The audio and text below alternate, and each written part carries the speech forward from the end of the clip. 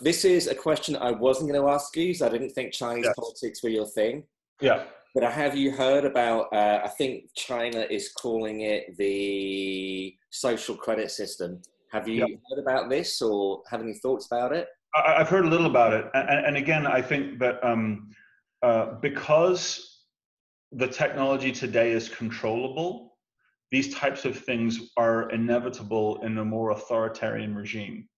The interesting thing about China... For anyone who doesn't follow up, it's basically like right now, maybe you give your Uber driver points, your Uber driver gives you points. This is ones that everyone in society gives you, and these points are all the trials they're doing right now in China.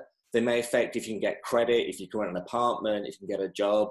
So for anyone who's seen it, it's like that Netflix Black Mirror episode Nosedive. Anyway. And the reason this is so interesting is this. The one thing that China's focused on, which actually arguably America is not, or UK is not, is China is focused on making wealthy the most number of humans possible in its society. And it's going to try and do what it requires to do that. In this country and in America and in England, that's not the focus. The focus is on enriching the 1%. Whether they say it or not, that's just how that is, right?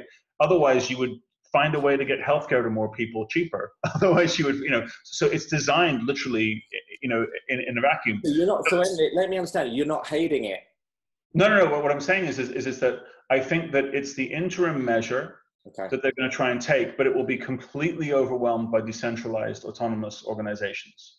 Okay. So effectively what will happen is, how do you shut an internet down, right? Without like literally pulling the plug on all the power.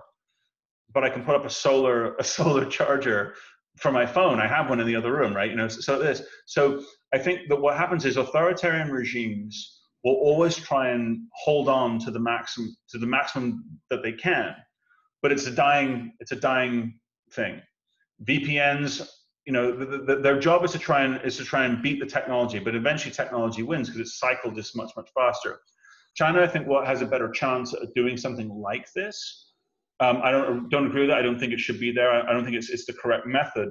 But I think that what we're going to look at as we go into the future is that a blockchain is going to be very hard for even a state actor like that to overwhelm. Okay. It's interesting that they didn't shut down mining of Bitcoins. They shut down the exchanges. Why? Awesome. Potentially to keep a whole bunch of the current currency in the country. Because remember, they want to enrich the most amount of humans in China. So there are very, very poor parts and very, very wealthy parts, but at the same time, the goal of the party, the goal of that state, is to enrich itself and all of the participants to it, because there are a lot of people there, right? So you remember, they're also looking 5 years ahead. America and in Europe, or certain parts of Europe, don't look 5 years ahead. They look for the next 2 years of election cycles only.